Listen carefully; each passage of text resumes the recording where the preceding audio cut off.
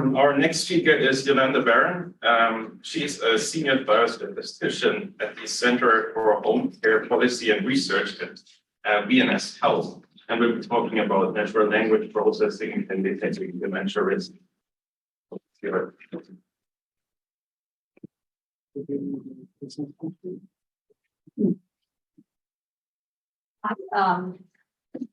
I would like to thank the organizers for inviting me to present the results of our study here. I'm Yolanda Barron, and I work at BNS Health in New York City. So I would like to acknowledge my collaborators.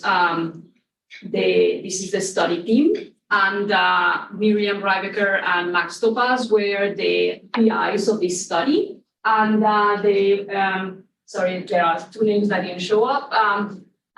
Miriam Solnuri implemented a predictive model with the information of the data of this study, and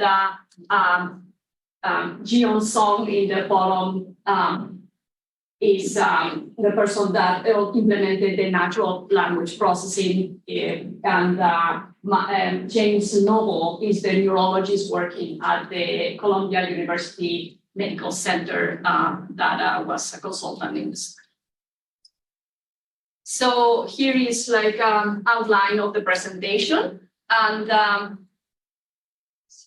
so just to give you a little bit of background of what we did. As all the presenters have shown today, Alzheimer's disease, obviously everybody that is here knows that, affects about 11% of older adults in the US. And there are different pathways to diagnosis. The delays in diagnosis affect barriers to potential treatment, obtaining supporting services for caregivers, and we also know that there is an increased risk of adverse outcomes that are associated with a late diagnosis. We know that approximately half, or maybe a little more, of ADRD patients have more than 3 chronic conditions, and some of these patients, many of these patients, end up being admitted to home care. So the clinicians that provide home care have a unique opportunity to observe what changes and symptoms that the patient can have that might not be available when the person was referred to home care, and that is what we're trying to see if we can get information from those observations.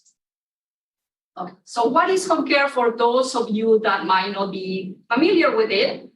So these are skilled service delivered to a patient that is homebound, and it consists on nursing visits, physical therapy, occupational therapy, and sometimes like aides that come and help patients with medications and home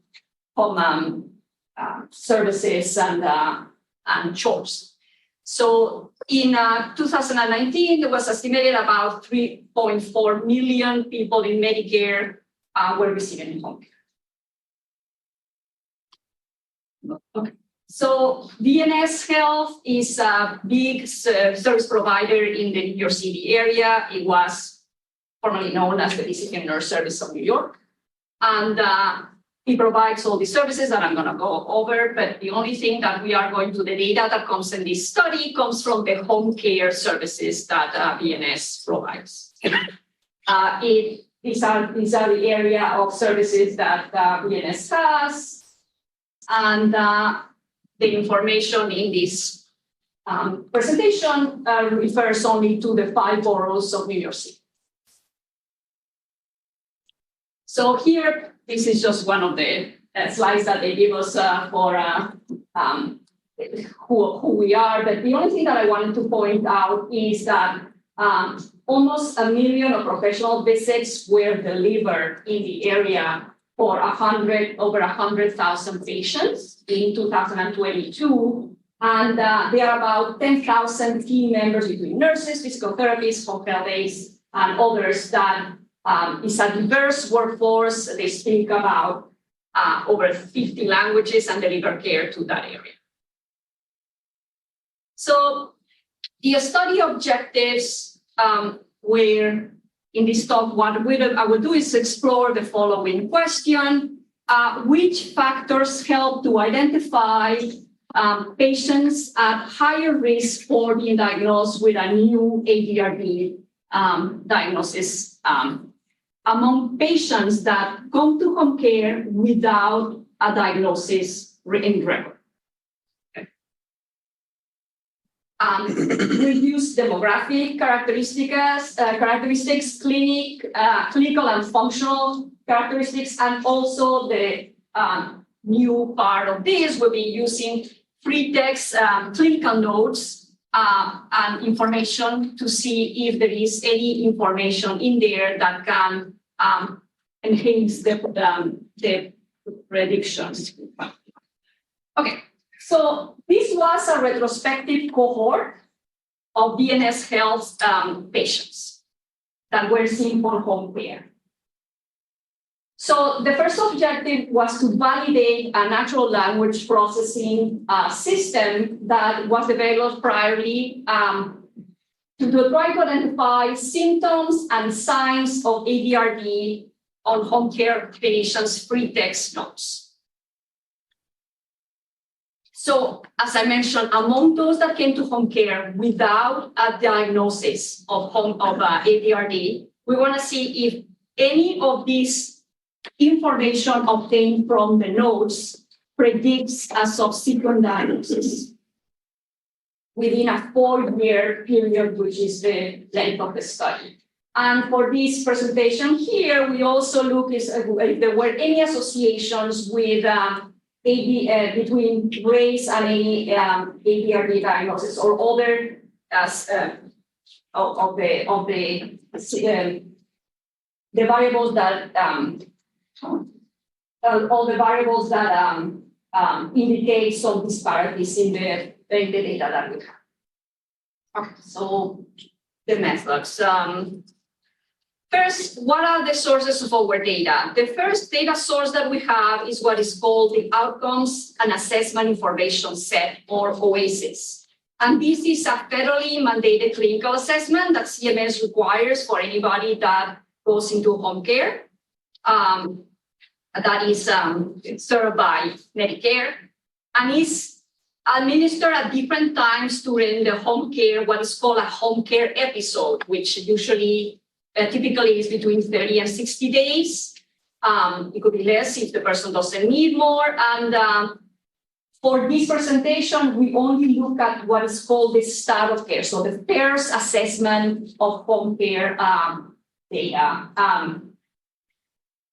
This assessment contains approximately 100 items of clinical status and services that include, among others, demographics, living arrangements, etc., and formal support and symptoms, and diagnosis as well, which I'll go in a moment about the issue with that. Then we use CMS claims data that include also demographics, insurance information, chronic conditions obtained from the chronic condition warehouse, and the claims for all the fee-for-service Medicare. Parts A and B. The claims files also contain all service dates, diagnosis, and procedure notes.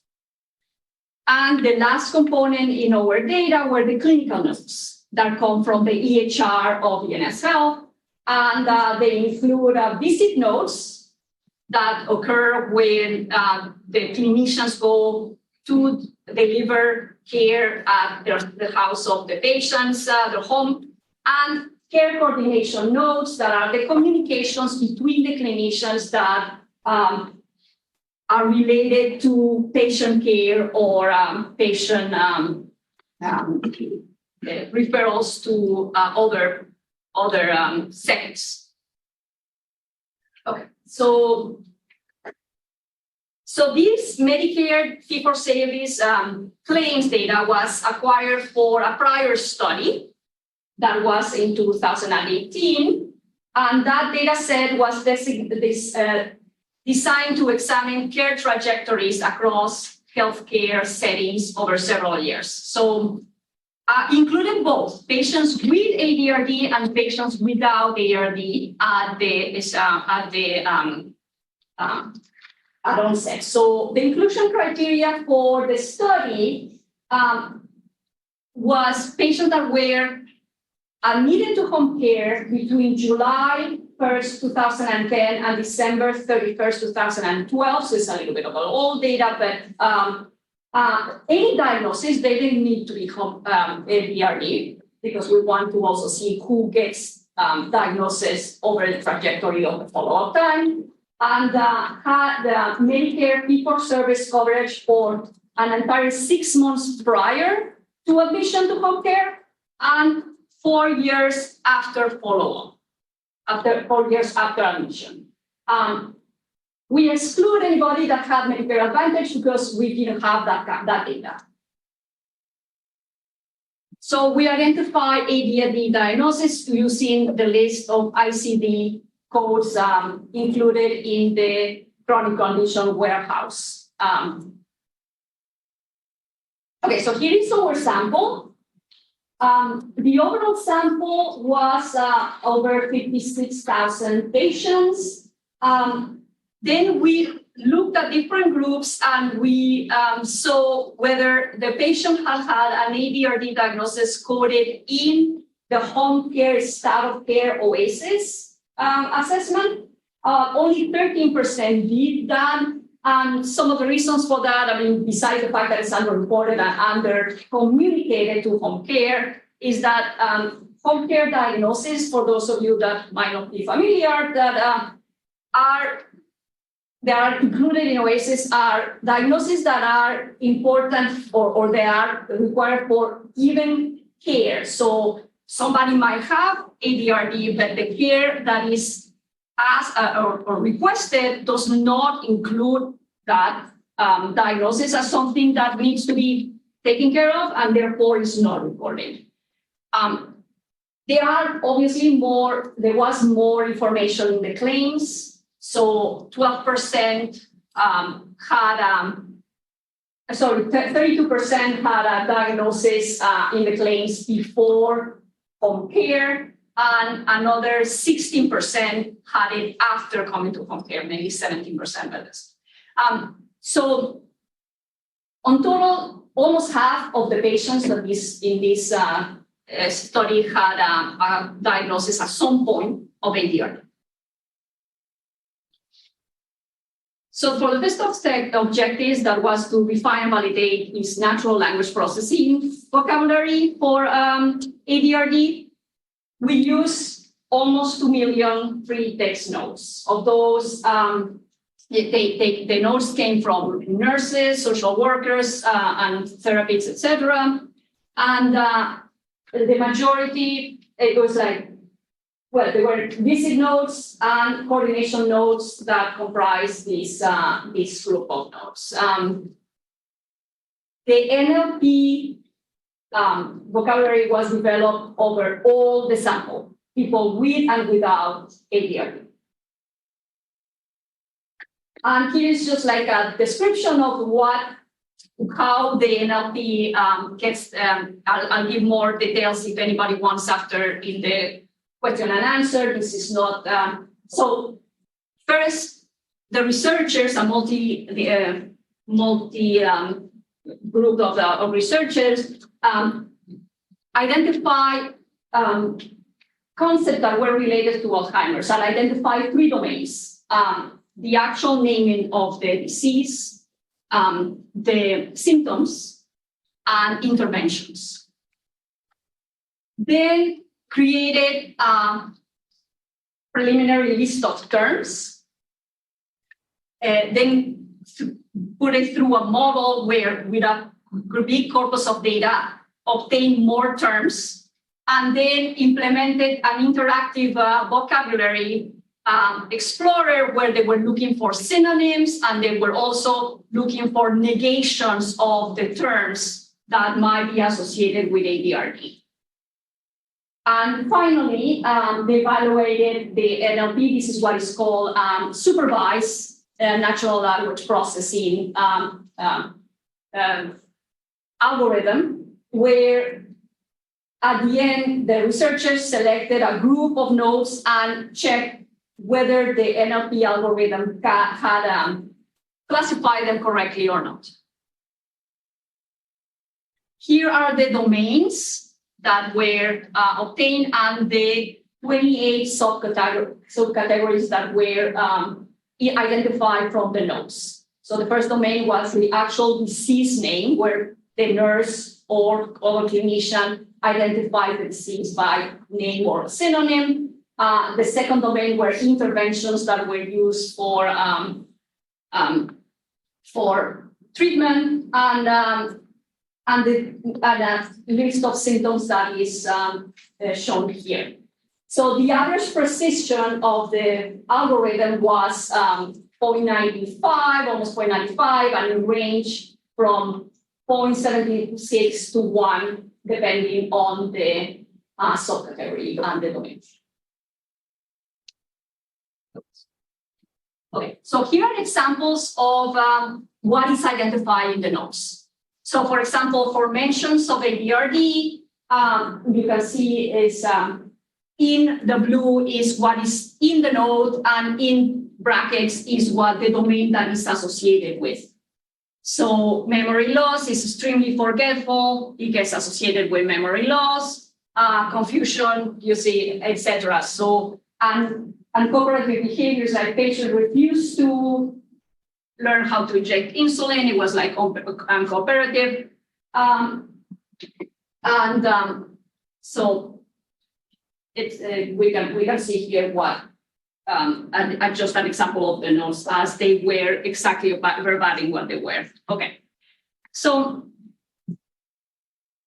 so for objective 2, we restricted now the sample after we got all the constructs from NLP to only those patients that came to home care without a diagnosis of ADRD, and check if these NLP-derived indicators are predicted as subsequent ADRD diagnosis within 4 years of follow-up. The outcome was the ADRD appearing in the Medicare claims within 4 years following the home health care admission. And we tested several different approaches. The one that I will show today is just number 1, but we have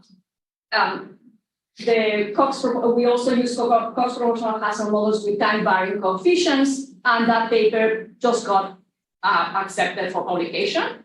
And also another investigator in the team used machine learning model to create a predictive model. The investigator now, Dr. Sonori. And the objective 3 would be to see among patients admitted to home care without a previous diagnosis, are there any associations with race, and we show some descriptive analysis and competing race survival analysis. Okay. So from our sample now, we just take the 2 groups shown here, and we further subdivide the group that didn't have a diagnosis between those that died during the 4-year follow-up and those that stayed alive or are censored after 4 years of follow-up and didn't get an ADRD diagnosis. So here are our results. So first, let me show you some characteristics of the patients. About 9,000 patients were diagnosed with ADRD. Let me just go back for a second, sorry. So have the proportions. Yes. So there were 23% new ADRD cases, 42% were censored, and 35% died during the 4-year follow-up. This is not here. Okay. So obviously there were big differences by age. Those that were censored were most likely to be younger. Obviously, ERD patients are older, and then they're more likely to be female, and they're more likely to be white as well. And they're also just point out to patients who were not discharged from an inpatient facility, meaning they were referred from the community, probably by a primary care provider. All these, this is just an example of variables that of the NLP-derived indicators on how they compare among the 3 groups. Among the group that had ADRD diagnosis, there were more mentions as expected, but there are also a lot of mentions in the group that died, and less in there. So you can see that NLP is basically more prevalent. The NLP constructs, is more prevalent in many groups in the ADRD diagnosis group during follow-up. Here are some examples of the differences by race, and you can see that the white patients are comparatively much older on average than the other groups, and there are differences in, for example, here we go. There are differences in the percentage of patients that are dual eligible for Medicare and Medicaid, where Hispanic and other races are most likely to be, and only 3% of whites are dually eligible. Cognitive function also is, problems with cognitive function is present more in the Hispanic group and the other group, even if the white group is the one that show more cases of ADRD. Okay, so here what we are showing is the comparisons, like we're trying to see where these NLP constructs identify differently by groups, where there are any, because we don't know if there are any biases or something that nurses, when they write the notes. So on average, the difference, the number of NLP constructs was not very different by groups, but there were differences among the different constructs, which you can see here, where anxiety is shown more in the white group and Hispanic, and agitation stuff. But most of these differences were not really significant. So, okay, so here are the results from the multivariate competing risk models. All the, sorry, but I had another slide. We can see that the domains of NLP, these are all adjusted for demographics, living arrangements, and other comorbidities and physical function. All these are independently associated with a higher risk of detection of ADRD incompetent risks. This graph shows that when you have 2 or more, the incidence, cumulative incidence, is a little higher. And we try to see, okay, what is our assumption would be that other groups other than white would be less likely to be diagnosed with ADRD, as we have observed in other cases. And we saw that in bivariate results, but the multivariate results show a different thing. So we see, even if non-Hispanic whites were the ones, in this case, there are the reference, but they were the ones that had the higher ADRD incidence. The Black or African Americans had a higher risk of being diagnosed with ADRD in this population, in this sample. So we saw that just adjusting for age, the model switched the associations for all the races. So in bivariates, whites were the ones that were more likely to be diagnosed. And once we included age, race switched to the other side. And we see that what is happening here is, as we know, Blacks and other races in this population in New York have a lot of other comorbidities, and they die much younger than patients with that were white. So in conclusion, we need to figure out a little more what's going on there, but we noticed that the NLP system was able to detect a large volume of pretext documentation that is potentially relevant for ADRD signs and symptoms. We know that many of these symptoms are not unique to ADRD, but those in NLP-derived indicators were associated with the increased risk of ADRD diagnosis during follow-up. And these have potential for identifying patients just by the observations of the nurses and maybe just do something about it. And we observe differences in race associated with the risk of ADRD.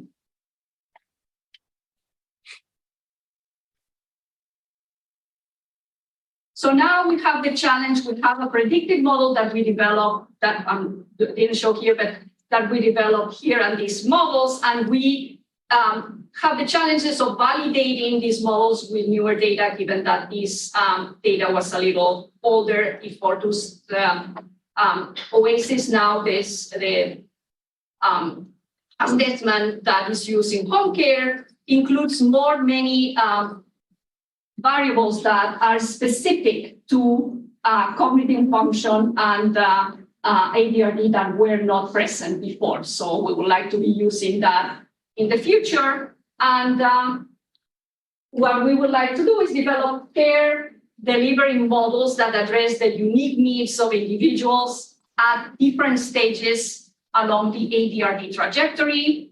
We would like to be able to have an early identification, and that will help with care coordination and caregiver support, and improve options for palliative care and end-of-life care. Thank you very much.